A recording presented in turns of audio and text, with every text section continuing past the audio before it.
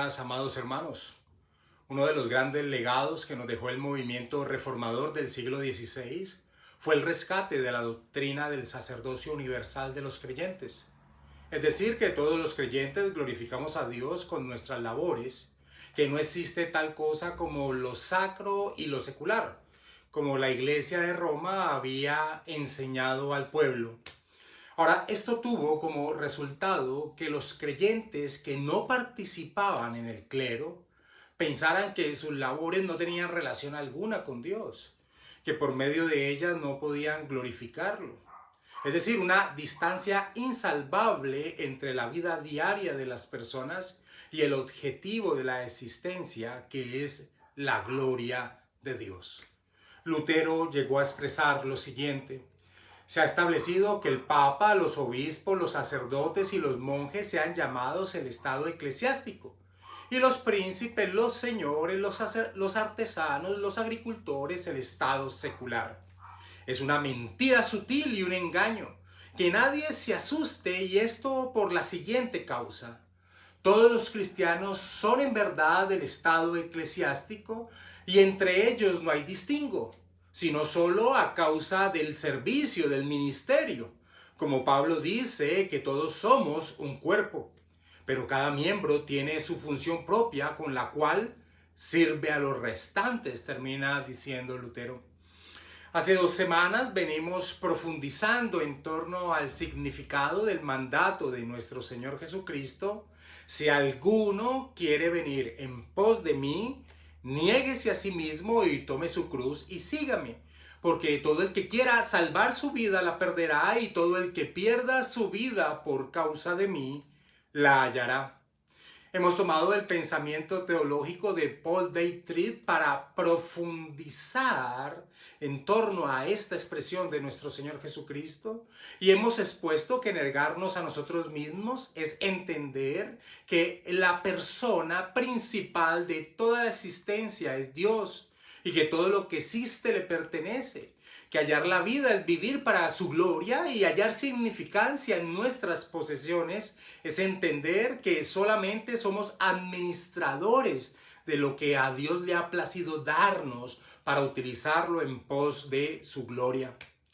Pues el tercer aspecto que resalta Tripp precisamente es el de entender que no existe tal cosa como lo sagrado y lo secular, sino que cada actividad de nuestra vida es una actividad que tiene sentido si la hacemos en pos de glorificar su nombre.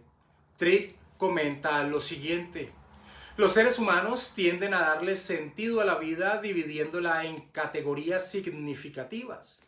Las categorías políticas, laborales, económicas, educativas, de género, sociales, familiares, de edad y de entretenimiento funcionan como herramientas conceptuales para nosotros. Cuando escuchas las categorías, sabes de manera general con lo que estás lidiando. Todo esto es correcto y adecuado mientras que estas categorías sean buenas. Las malas categorías pueden conducir a una manera de pensar mediocre y sin sentido, pero aún más importante, a una mala vida. Me temo que es esto lo que ha sucedido con las antiguas categorías de lo espiritual y lo secular.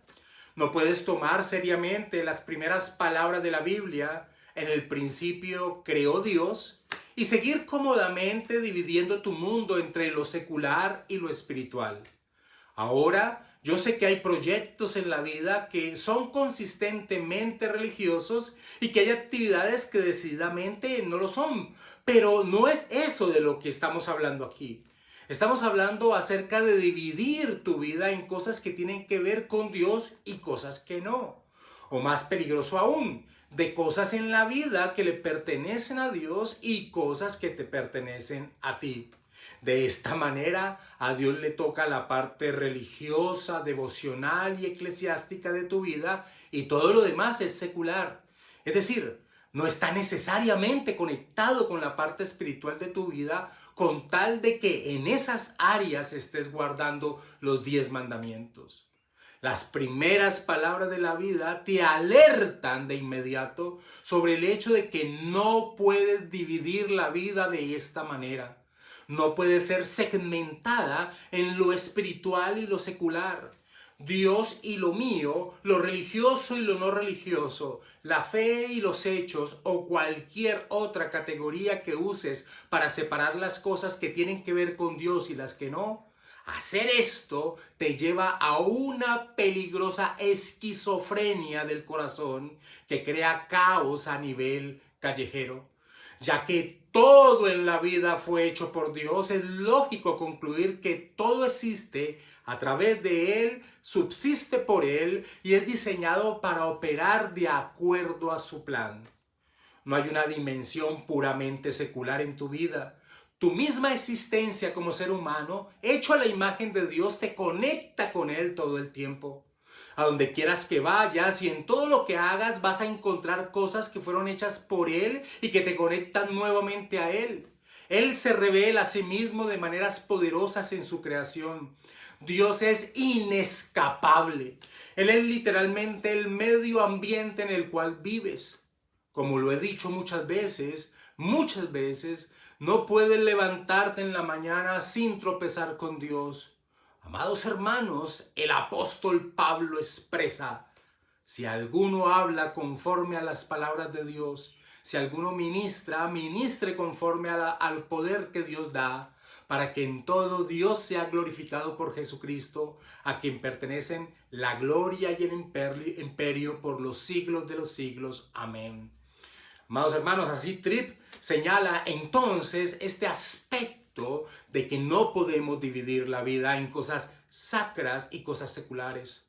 La razón de nuestra existencia, la razón de nuestro trabajo, la razón de nuestros estudios, la razón de nuestro matrimonio, la razón de nuestras diversiones deben ser principalmente la gloria de Dios. El apóstol Pablo nos recuerda esta verdad de una forma aún más clara. Entonces, dice el apóstol Pablo, ya sea que comáis, que bebáis o que hagáis cualquier otra cosa, hacedlo todo para la gloria de Dios. Nos enseña el apóstol Pablo en la primera carta a los Corintios, en el capítulo 10, versículo 31.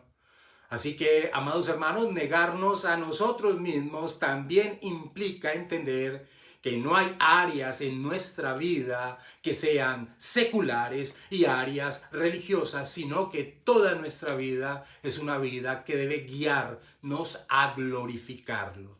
Dios los bendiga, amados hermanos.